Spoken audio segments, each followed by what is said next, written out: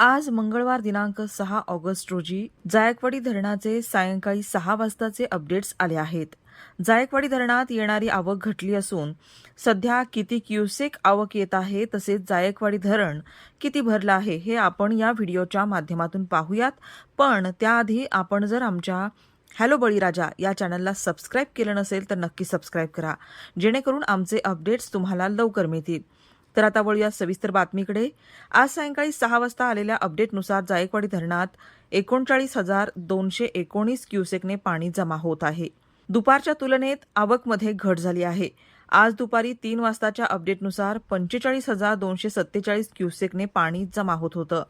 जायकवाडी धरण सध्या 22.68% इतकं भरलंय.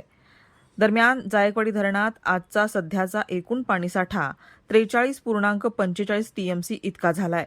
यात उपयुक्त म्हणजेच जिवंत पाणीसाठा हा 17.38 टीएमसी इतका झाला आहे.